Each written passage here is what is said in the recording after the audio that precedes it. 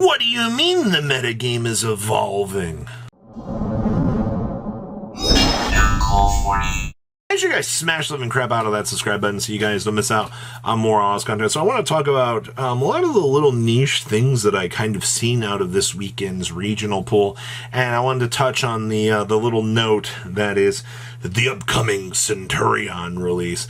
So make sure you guys smash the living crap out of that subscribe button so you guys don't miss out on more Oz content. So starting out over the weekend here, Generator Runeic. Did you catch all of that? Because two remote regionals over the weekend, and I kid you not, they both had Generator Runeic showing up. Now, if you were to ask me for one of the list, I don't have it. All right, Duelist didn't want to share. Perfectly understandable. But I've seen one of the Vanguard players, Nico Fernando, has been playing the deck for locals, and I always see weekly updates from them. So I've been following some of the little things that they've been doing. And then Emmanuel Lilly came through this weekend on the Saturday regional and crushed it. His list has already been circulating. I'll cover that on this channel once I get to the regional breakdown for that. That'll be sometime within the week. But Generator Runeic, it's not a crazy concept by any stretch of the imagination, but it does prove that, having the strong backing of, the Generator stuff, also the big rank 9s, and World Legacy's Monstrosity. Let's not forget about Monstrosity. One level 9 equals just full blow. Also, you have synergy with Sleipnir in the deck. Alright, let's not forget about that. That synergy is what carries the deck and gives it the chance to kind of combo off and turn into more of this super crazy combo variant. Yeah, you just had to backdoor in one Runeic card that allowed the deck the chance to explode a little bit more in terms of synergy, and you created this monster.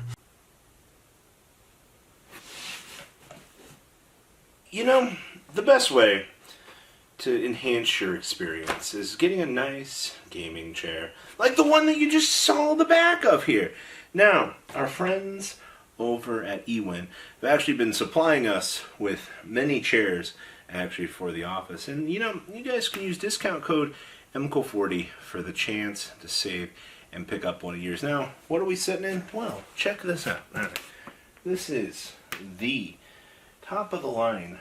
Actually, I picked pink actually for this chair, specifically for a friend of mine, so we could add pink to the series, because we've already got red, we already got blue. We showed them in the last little showcase for this. Now, trust me, we just built the entire office. Many of you have seen different angles and things out here, and making sure that you have the appropriate equipment to handle everything that you could want. And trust me, having a nice little chair that you can just recline back in anytime that you want. Heck, this thing adjusts however you actually want it to, which is actually kind of insane for the actual value for it. And discount code MCO40 actually will save you on your purchase. Now, some of these chairs have different weight limits. Keep in mind, you'll be able to check out whichever one that you want. This particular one has a weight limit of 400. Some of the other ones we have in here have a weight limit of 500. So you can technically get everything that you can want. Oh, also, the most important part. Can't really see this, but little armrest. Ooh, 100% adjustable. You want longer armrest? You want shorter armrest?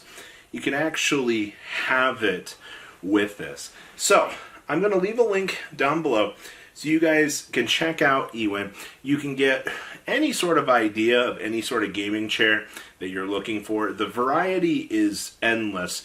And of course, discount code MCO40 will save you on your purchase. And of course, Black Friday's coming, which means, I can only imagine what other interesting, insane things will be coming for the gaming chair world. So, remember, check out our friends over at Ewin and get your gaming chair today.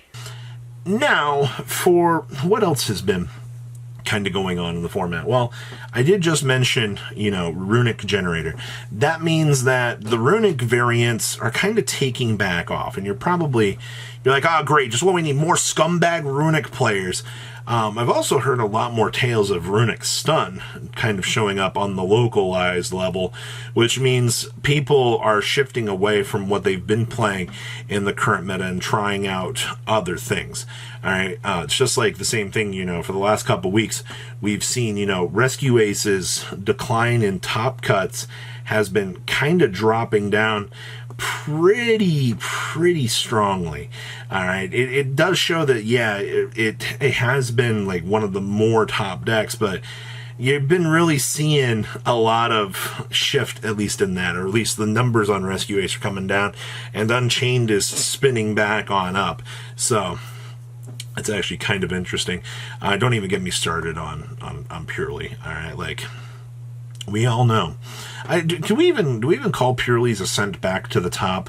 It was like kind of in like the middle range of the format, kind of.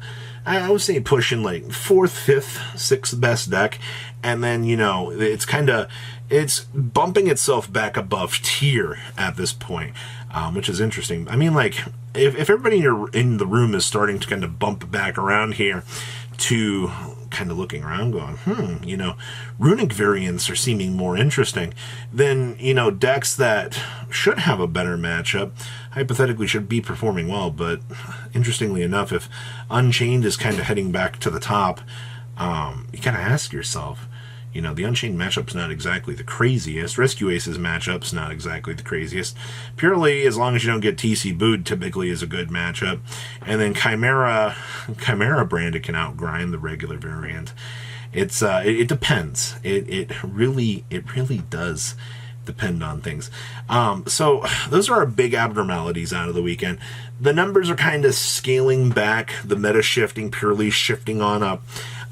Generator variants are coming into the light, which it's still mind-boggling to me that that's what we're seeing. Like, it's taken so much time for people to decide that, these generator variants are worth exploring out here. Now, we are heading on in, for those of you that don't know, or you live underneath the rock, we're heading into one of the last 2 power creep blocks of the year. And it is Centurion. And I've read infinite comments from people going, no, this deck's going to be bad. Yeah, I can't wait for you to get Calamity locked games 2 and 1. And you're like, wow, I just got 2-0'd. And then you're going to go, I hate this deck, ban it. And you're the same person that just said this deck was going to be terrible. It wasn't going to see any sort of meta play whatsoever. This deck is going to ruin a lot of people's days. And I'm sticking to that statement, all right?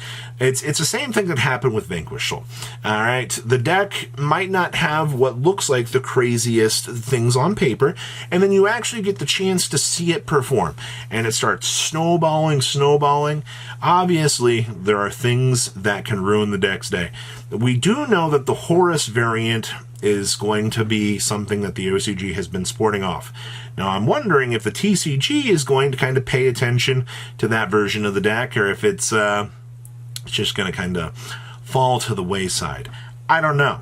All right, we'll see going on into the future this week if the deck is going to really live up to its hype or if it's going to kind of crumble.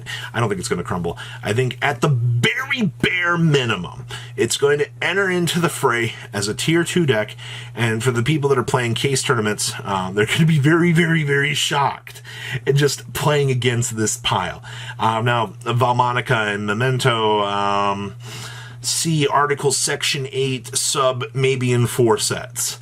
Konami has proven to us that they can do power-ups. I mean, look at what they did with Novelez. They pulled in Corvature, of all things, and gave it the chance to do its thing. Speaking of Novelez, I do want to touch on the Master Duel effect here for a second, because this is very important. Now, I don't know if you remember, last week we talked about Novelez cards getting cratered off of the market. And the reason for that is, guess what? Novelez entered into Master Duel. And then we all have the traditional Master Duel effect of things, where people see these new cards enter into Master Duel, they build the decks on Master Duel, they play them casually, and they're like, hey, this is really fun. And they pick up the cards, all right? And now that we just got the more recent stuff, it actually was a fantastic time to do it. The unfortunate downside of this is Novelez cards have cratered up a lot.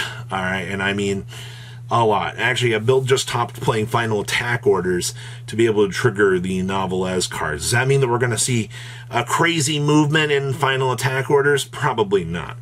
But this sort of thing always typically seems to happen around Master Duel, and it's something that's not really talked about too much. A theme will touch down, it'll go out for so long in the TCG, and then when Master Duel finally gets its release, people will kind of revisit it and go, hey, you know, I've had time to mess around with this, or I played against this.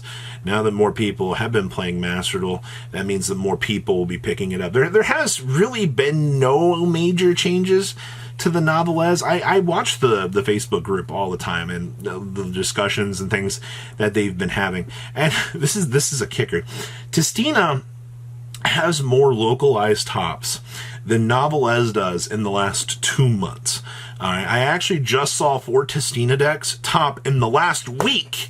All right, now think about that for a second. The deck that people said is terrible is outperforming Novelez, which has active buyouts happening to it because of Master Duel's intervention in releasing those new things. So maybe, if anything here, maybe that means that you should pick up Tistina cards, so when they actually do come into Master Duel, we can all watch the Master Duel hype and craze on the metagame do its thing. But that is a very interesting thing to be happening out here. So, next level of power creep is coming. Wait till Fire Kings come out in December. You think that you are really not having a fun time right now with everything?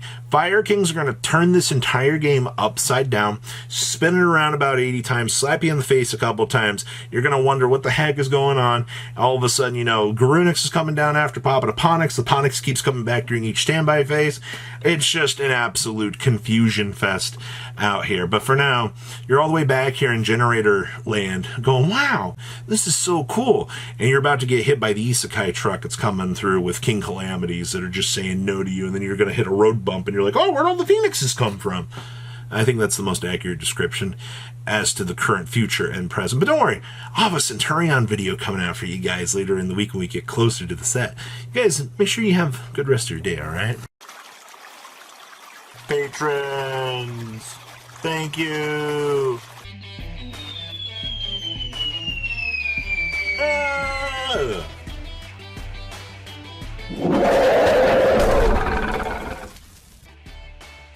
Thank you so much for watching. Check out these other videos.